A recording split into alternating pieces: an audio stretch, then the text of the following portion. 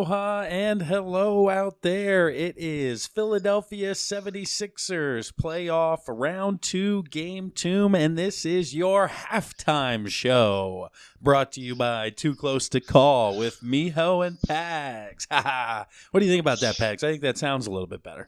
That sounded amazing. Pretty good intro there, but it just flows off the tongue. That's it, baby. We're feeling good because our Sixers are up 51-38 at the moment, man. A 13-point lead here on the road in a game 2 that would be oh so nice to have if you're the Sixers. The Sixers didn't do it on the offensive side of the ball. It was more of the defensive adjustments they made. Man, Ben Simmons is looking like an all-star defender right now. Ben Simmons on Kawhi Leonard. So we had that one in the post-game of the first game. We said they'd have to make that adjustment. However, what we didn't talk about was the fact that they were going to put Embiid on Siakam. And Pags, when I broke it down as simplistically as our two best players have to guard their two best players, it made a ton of fucking sense. I swear, hindsight is 20/20 all the time. It happened with the Eagles draft, and it happened now. Our best two versus you best two. Let's go. Like, that's and old school playground. On Lowry, Tobias gets Mark Gasol. It's like, why didn't we think of that? Yeah, because Tobias, Mark's not going to take him off the bounce, man. And honestly, when they rotate to Tobias, he's more of a liability on defense than I had realized in the regular season, because they're switching to him almost on purpose to try to take advantage of, because they know they help out a ton on Redick, but the Sixers still trust Harris, and he's been getting cooked a couple times. So that's where it's like, okay, well, the only two guys who can really do that are Siakam and Leonard. So if it's any of them two and it's not Embiid or Simmons, the cavalry is coming to help. What did you think of the offense? I mean, Ben Simmons with 2 points. Embiid has no field goals, just free throws. It's the J-Butt show. He comes back and hits 2 threes. I'm like, oh, God. It's certainly an interesting dynamic, like you said. I mean, 51 points at halftime, that's not anything to sneeze at. That's on pace for 100, so we're not staring at like an 80s game. And with that being said, man, it certainly hasn't been pretty. And 2 of the other adjustments, I guess, or maybe one big adjustment that we've also seen is the fact that Greg Monroe is getting Boban's minutes. Yes. I did not know how I felt about that, but watching Greg out there with Gasol and whatnot, he's actually holding his own for the old timer. And I mean, he's got 6 points. He's got a few offensive rebounds. Okay, he's got 5 total rebounds already. So, dude, 6 and 5 from Monroe in 9 minutes. Are you kidding me? He was on the team earlier this year. He was on the Raptors, so he knows what's good. He was practicing against them. Why didn't we think of this? Of course.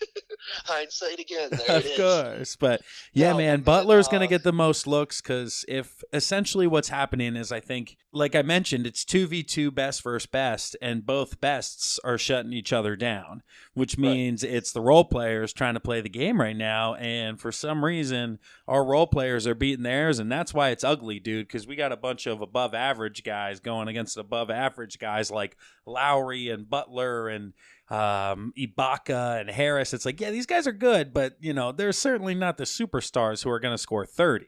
I just get so frustrated with the turnovers, and I don't know why I do, because it just happens every game. Every game. We have to deal with. Oh, my goodness. We got 12 already in the first half.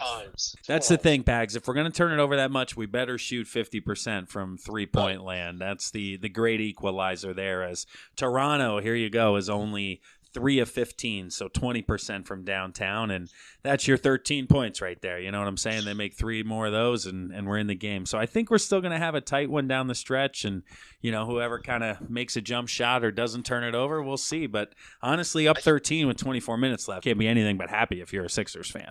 No, and I think they're out rebounding them like 33-11 or something like that. Yeah, definitely insane. Getting on the glass and getting second chance shots. It's just got to keep shooting like we do if we're going to keep turning this ball over. It's just win ugly on the road. Who cares? Just get the W. So, hey, we'll talk to you guys after the game here, hopefully after a Sixers win. If not, oh, man, are we going to have to talk about how they blew this one. Let's get it. Later. All right, Pags, we got it, baby. Game 2, the Sixers pull it off. It wasn't pretty, but it counts just the same. That it does. They must have heard my little rant about them being a bunch of pussies last round. Let's chalk it up as a win, and we're going to go to Philly, hopefully taking 2, and finish this thing off in Toronto, Game 5. Yeah, that's exactly right, baby. We figured it out. We're good to go now, right? You knew Toronto was going to give them a little couple jabs and an uppercut there, and they responded.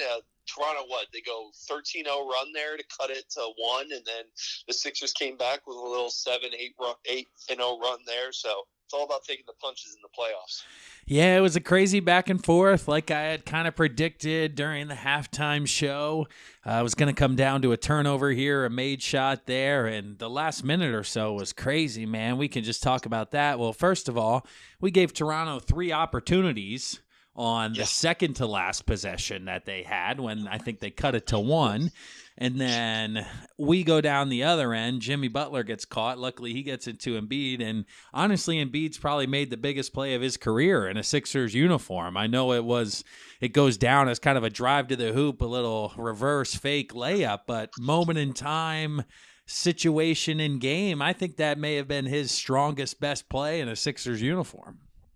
Yeah, and it was redemption after him taking that 3 when they were up 3. I was like, what are you doing, Joe? Just loves chucking it, man. And then coming down the final possession on defense, Kyle Lowry, dude, the announcer said he tried to go through the guy's legs. I thought he just lost it, and it happened to go through his legs, and then it bounces around, and all of a sudden they get a wide-open three-pointer out of it. And I'm like, are you kidding me? Literally, he tries to give us the ball, and somehow it works out in their favor of a wide-open 3, and it's a make-or-miss league, Pags, and Danny Green missed it. Dude, how good is Kawhi Leonard? It's amazing, man, because as much as he struggled tonight, you still look down, and the only thing he really struggled was from distance. He was 13 of 24 from the floor, but 3 of 10 from deep. So if you take those out, man, he's 10 of 14, and he still had 35 points. And I thought Simmons was excellent on defense tonight. And it's 35, 7, and 6. He's almost in LeBron land where you're going, yeah, and our defense against him was outstanding tonight. We locked him down, and he scored 35. Seriously. Hey, that's the difference, man. What did he score last game, 45? How about this one, though, Pags? Looking at the box score, the plus-minus. Every single person in the Raptors starting lineup was positive tonight. Wow. Every single reserve, negative. And 3 out of the 4 reserves, minus 17, minus 18, minus 12. Ibaka had a rough game. He was minus 12, Powell minus 17, and Van Fleet minus 18 with no points in 18 minutes. So he was not very good as well, the backup guard there. And then on our side, kind of scattered, man, plus 6, plus 2, JJ minus 5. Boban was in for a minute, and apparently he was minus 5. So good effort, Boban. I know Gasol hit a 3. I mean, what are you going to do about that? But Amir Johnson minus 1. So, yeah, a lot of low pluses. But I don't know what we'd be feeling if we were Raptors fans looking at, hey, this starting 5 would have won that game again if they'd have played all 48 minutes. But unfortunately, we had to go to the bench, and they were terrible for Toronto, man. They were bad, and Marcus Gasol was pretty bad, too. Yeah, 5 points, 35 minutes. Yeah, and the 1-3 was on Boban. So that's 3 of his 5 right there. But, hey, the Sixers take game 2 on the road. That's their counterpunch, as we've seen. It's Simmons on Leonard. It's Embiid on Siakam, and Harris on Gasol. So I don't know if the Raptors have a counterpunch to that. Maybe we'll come up with one, and we'll see one in the first half in game 3. But if this is kind of where we're at in this series, and this is where the matchups are going to dictate each other, I think the Sixers may have a better shot now seeing this. And I guess that's kudos to Brett Brown at the end of the day. Yeah, and he went shorter on the bench. The most minutes on the bench was Ennis with 24, other than Monroe got 12, but yeah, and then he rolled an ankle, so hopefully we get Greg Monroe back, dude, with that ankle, because apparently we can't roll with Boban. So that may be a bigger deal than we're letting on here, since he left in the second half and didn't return. Yeah, I'm sure he'll be back, and hopefully we're getting Mike Scott back in with this 2-day off. That would help too. That would help too. But Sixers win game 2, the 10-9-8 76ers. Pags, we have officially made it as far as we did last year, winning 1 game in round 2, baby. Woohoo! And it's not game 4. That's it. And we're not down 3-0 when it happens. So, hey man, this place is going to be rocking on Thursday now that they stole one in Toronto. And Drake with his pouty face, I hope he brings his face into Philly. But this was the Here They Come podcast from Too Close to Call, the Sixers halftime show and post-game show. We appreciate you guys listening, and we'll catch you Thursday for Game 3. Go Sixers.